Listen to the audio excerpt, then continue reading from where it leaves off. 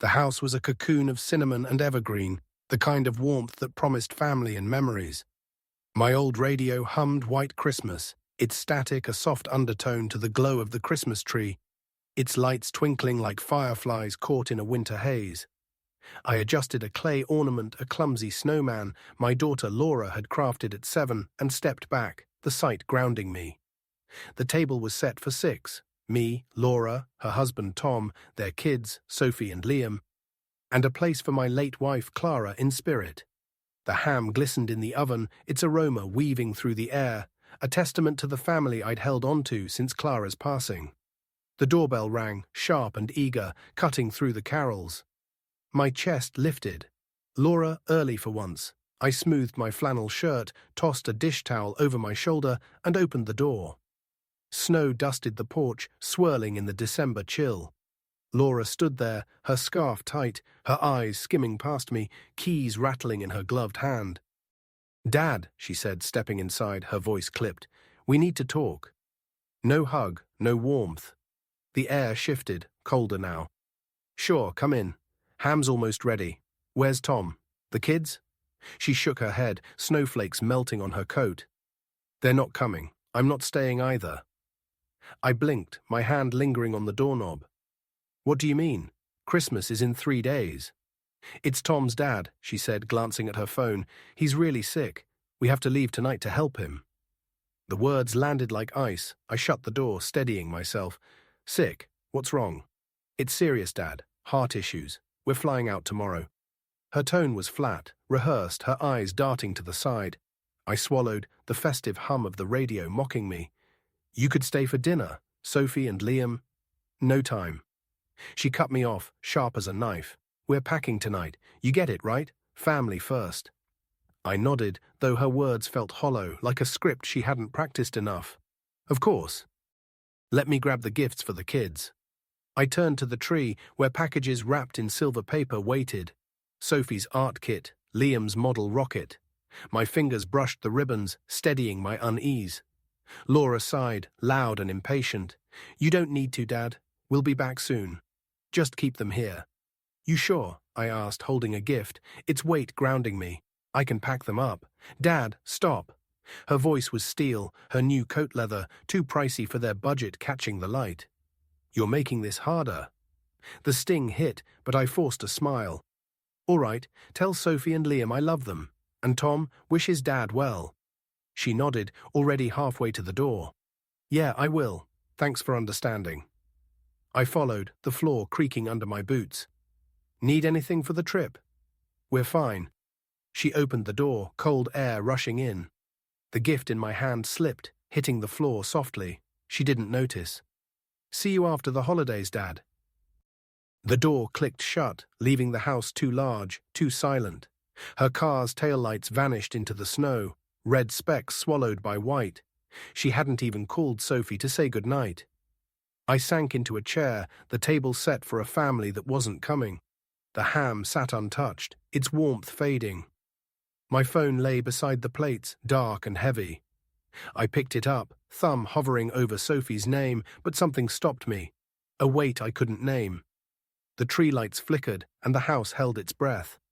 Christmas Eve was a hollow echo of what it should have been. The ham sat half-carved, its juices congealing. I'd set the table anyway, as if hope could summon them back. The radio played Jingle Bells, its cheer a cruel jab. Sophie and Liam's plates stared at me, accusing. I grabbed my phone to escape, its glow a lifeline in the dim kitchen. I wasn't one for social media, but I scrolled through Facebook, past holiday posts and snowy photos. Then I saw it. Tom's name on a new post. My thumb hesitated, then tapped. The photo loaded, and my breath caught. There they were. Laura, Tom, his parents, Sophie and Liam, grinning on a beach, the ocean a reckless turquoise behind them. Palm trees framed the shot, and Laura held a cocktail, its tiny umbrella mocking me. The caption read, "Living our best life with family. Hawaii vibes." Posted 2 hours ago. I zoomed in, my hand shaking. Tom's dad, supposedly on death's door, stood tanned and laughing, a drink in his hand. Laura's smile was wide, carefree. Sophie looked down, her expression tight, but Liam waved at the camera, oblivious. My eyes burned. They weren't in a hospital. They were in paradise, laughing at my trust. The phone felt like a stone in my hand. I dialed Laura's number, my pulse hammering. She picked up after 3 rings. "Dad, it's late. Where are you?" I asked, my voice low, barely mine. "With Tom's dad, I told you." Her tone was sharp, annoyed. "Don't lie to me."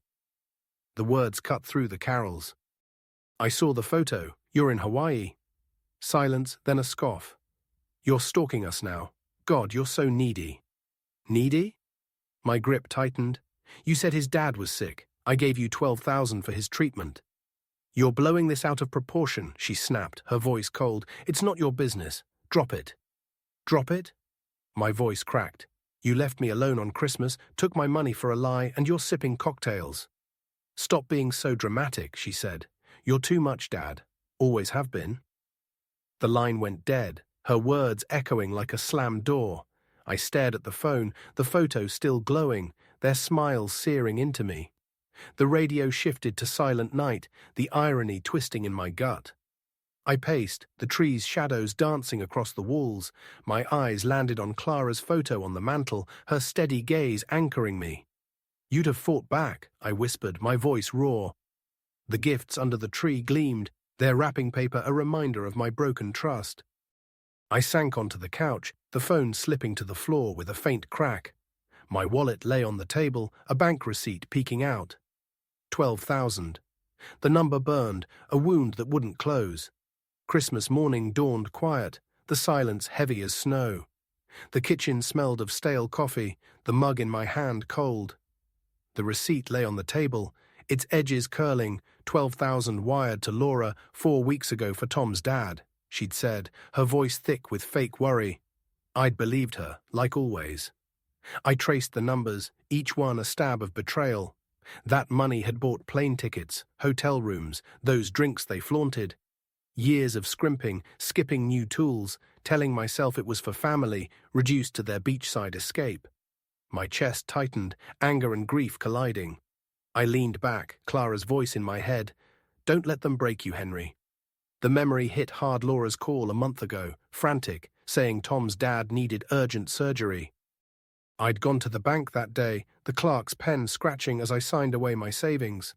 Laura had hugged me, her grip quick, her eyes avoiding mine. I'd thought it was fear. Now I saw it was guilt. I stood, the chair scraping the floor. The receipt crumpled in my fist, but I smoothed it out, unable to let go. "You fool," I muttered, my voice echoing in the empty kitchen. The tree stood dark, its gifts a cruel reminder. I wandered to my study where Clara's things still lingered, her letters, her scent faint in the air. I opened a drawer, my fingers brushing a card from Laura, sent years ago. "I'll always have your back, Dad." The words stung, bitter now. The card hit the desk, and a letter from Clara slipped out. "You're too kind, Henry. Protect your heart." Her words burned, fueling me. "No more," I said, my voice steady. "I'm done being their mark." Outside, kids laughed in the snow, their joy a stark contrast to my rage. The receipt burned in my pocket, a symbol of my trust turned to ash. I wasn't that man anymore. A knock at the door broke my thoughts. I tucked the receipt away, my heart racing with purpose. It was my neighbor, Margaret Cole, holding a tray of brownies, her grey hair dusted with snow. Her eyes narrowed, reading the storm in mine. "Henry, you okay?" she asked, stepping inside. I forced a nod, my grip on the door tight. "Just a rough Christmas." She set the tray down, her gaze steady. "Rough doesn't cut it. What's going on?" We sat at the kitchen table, the brownies untouched. I spilled everything. Laura's lie, the Hawaii photo, the 12,000 I'd given for a fake illness. My voice shook, but the words poured out, raw and unfiltered. Margaret listened, her fingers tapping a mug that read, "Truth sets you free." "They played you," she said when I finished, her tone sharp but warm. "But you're not alone. My cousin pulled a similar stunt with my retirement fund. I got it back. You can too." "How?" I leaned forward, my pulse quickening. She grinned, a spark in her eye. I was a paralegal, Henry. We start with the joint account you share with Laura. Freeze it. Then we talk to a lawyer. The idea ignited something in me. I followed her to her house, a cozy place with warm wood and handmade quilts. She pulled out a box of legal files, spreading papers across her table. "This," she said, tapping a document, "is how I pinned my cousin. You need a lawyer, but I know one.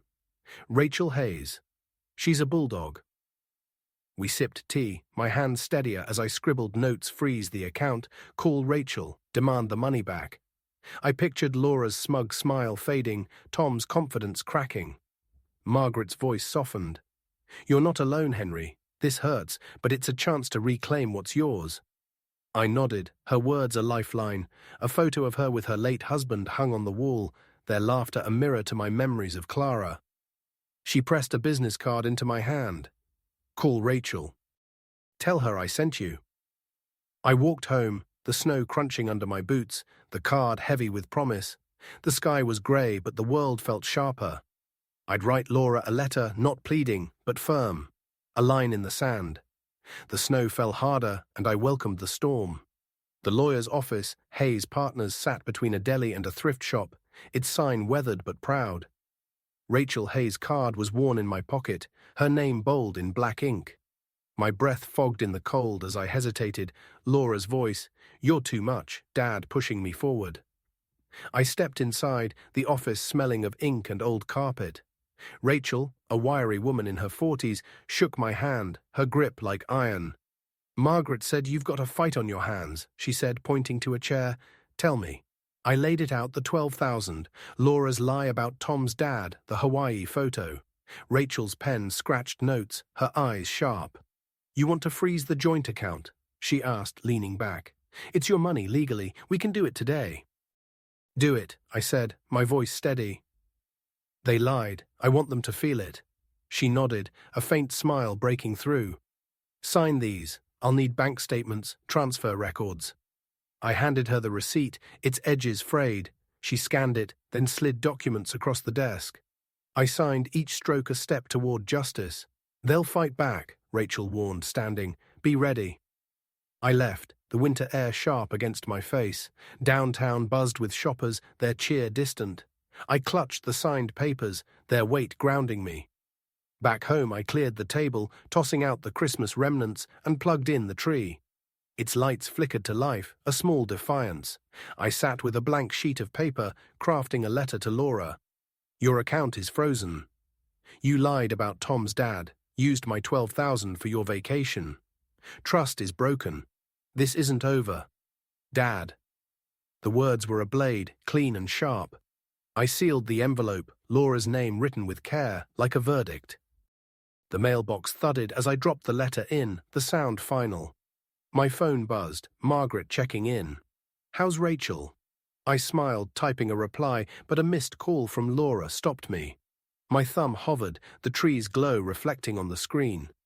The living room was dim, the tree's lights pulsing faintly. I flipped through photos of Sophie and Liam, their smiles a knife in my chest.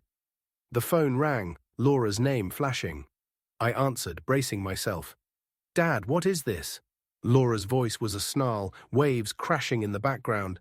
"You froze our account. Are you serious?" "I'm serious," I said, gripping the couch. "You lied, Laura. 12,000 for a fake illness. You think I'd let that go?" "You're unhinged," she shouted. "That's our money. You can't—" "It's my money," I cut in. "You broke my trust. You don't get to play innocent." Tom's voice broke through, cold and sharp. "Henry, give me the phone." His tone was controlled, venomous. "You're selfish. This stunt hurts the kids. Sophie's upset because of you. You want to be the bad guy? Fine, you'll never see them again." My stomach twisted, Sophie's sad eyes from the photo haunting me, but I held firm. "You started this, Tom. You and Laura. Don't blame me." "You're a bitter old man," he spat. "You think you're teaching us a lesson. You're just losing your family." "I'm done being used," I said, my voice like steel. "You made your choice." I hung up, the beep echoing in the silence. My reflection in the window was hard, unfamiliar. Sarah's threat lingered. Losing Sophie and Liam was a wound I couldn't bear. But I wouldn't back down. The tree lights flickered, exposing my resolve's cracks. I set the phone down, Rachel's card beside my cold coffee. Outside, snow fell, heavy and silent. My phone buzzed relentlessly the next morning, notifications piling up. Tom's latest Facebook post glared at me. Some family would rather ruin us than support us. Freezing our account was cruel, hurting our kids. Comments flooded in. Neighbors, old friends, even my poker buddy, Mike, with shocked emojis. How could he? My stomach churned. They believed him. I tossed the phone onto the couch, its screen burning with lies. I shuffled to the kitchen, grabbing a glass of water. It slipped, shattering on the tile, the shards glinting like my fractured trust. I swept them up, but Tom's lies lingered. How had it come to this? My own daughter, my town, turning against me. The phone rang. Mike, I hesitated, then answered. Henry, what's going on? His voice was wary. Tom's post, did you really cut off the kids? It's not true, I said, gripping the counter. They lied, took $12,000 for a fake illness, went to Hawaii. I'm not the villain. A pause. That's heavy. But the kids, Henry people think you're hurting them. They don't know the truth, I snapped, then softened. Mike, you've known me 20 years. Would I hurt Sophie and Liam? No, he sighed, but it looks bad. Be careful. He hung up, his doubt lingering. I sank into a chair, the tree blinking mockingly. Had I gone too far? Clara's photo on the mantel steadied me. She'd never let lies win. I grabbed my coat and headed to the corner diner, its windows steamed with warmth. Margaret sat at a booth, a newspaper open, her grey hair catching the light. She looked up, her smile fading. Henry, you look like hell. Tom's painting me as a monster online, I said, sliding in. People believe him, even Mike's wavering. Margaret snorted, folding the paper. Tom's running a circus on Facebook. All show, no substance. Stick with Rachel. Let the truth hit them. She sketched a timeline on a napkin. Keep quiet. Let Tom's lies unravel. Let Rachel work. Her confidence anchored me. You're right, I said, my jaw tightening. I'm not backing down. She grinned, pushing the napkin over. That's the Henry I know. Order a coffee. You need it. The diner buzzed with families, their laughter a pang in my chest. My phone buzzed, a text from Sophie. Grandpa, can I call you? My heart leapt. I typed, of course, sweetheart, and headed home, her words pulling me forward. Back home, the tree's glow was soft. I dialed Sophie, the ring distant. Her small voice answered, trembling. Grandpa, why's everyone mad? Hey, sweetheart, I said, my throat tight. Your parents weren't honest with me. They said your other grandpa was sick and needed money, but they used it for a trip to Hawaii. A sniffle. Why'd they do that?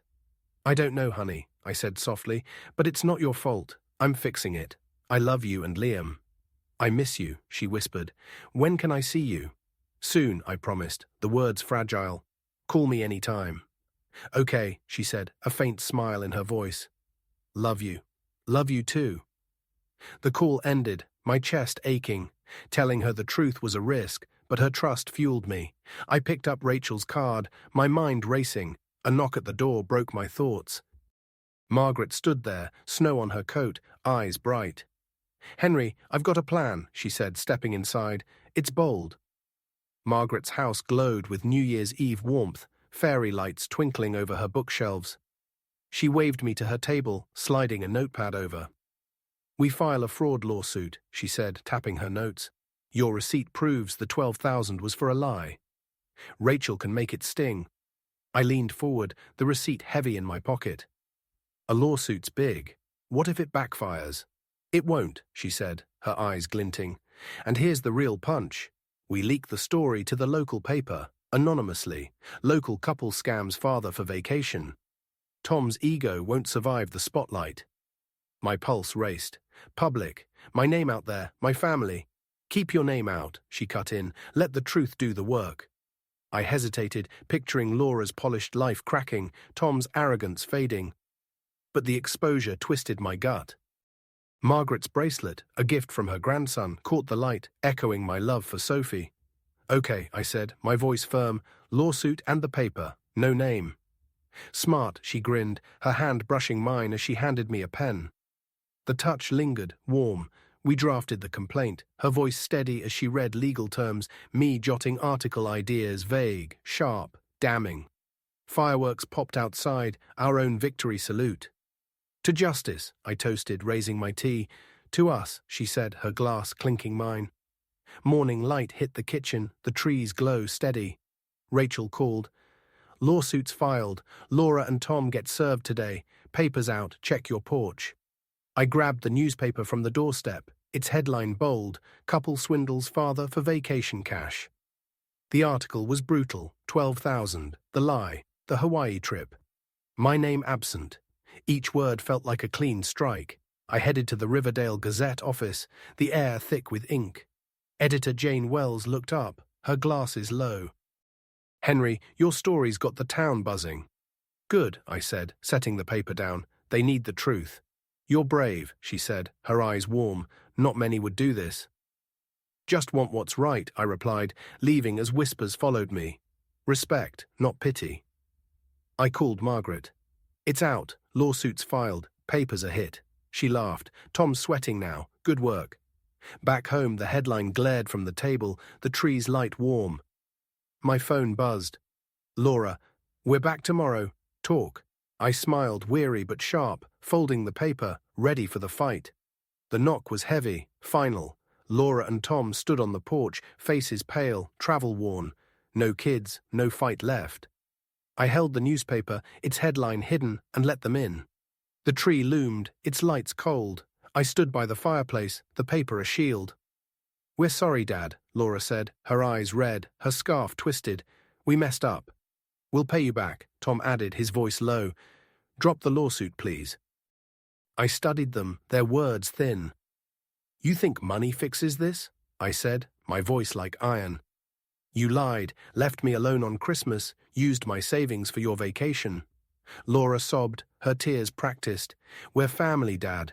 Think of the kids. You broke us, I said, the paper crumpling in my fist. The article's out, the truth's out. Justice won. Tom's jaw clenched, but he stayed silent. Laura reached out, trembling. Please, Dad. I'm dropping the lawsuit, I said, their relief palpable. Not for you, for me. I'm done with your lies. Forgiveness isn't yours yet. They left, their footsteps heavy, snow erasing their tracks. I sank into a chair, the paper falling, the tree's glow softening. Victory was bitter, laced with loss. My phone rang. Margaret, lasagna and wine tonight, she asked. Be there in 20. I smiled, grabbing my coat, the snow calling me forward. Margaret's house was warm, candles flickering. I set an envelope on the table. She raised an eyebrow. What's this? She opened it, 2 tickets to the Bahamas. You and me, I said. You helped me fight. Let's live a little. Her cheeks flushed, her laugh bright. You sure you can keep up, Henry? I'll try, I grinned, her hand warm against mine. We ate, talked of the fight, the future. The Bahamas is just the start, she said. We're not done yet. To new beginnings, I toasted, our glasses clinking. The airport buzzed, Margaret's red suitcase a beacon. The Bahamas welcomed us with a warm breeze, the ocean endless. We stood on the beach, my beer cool, her cocktail vibrant. Waves washed away the pain. Sophie's note, tucked in my bag, read, I'm proud of you, Grandpa. I smiled, tucking it away.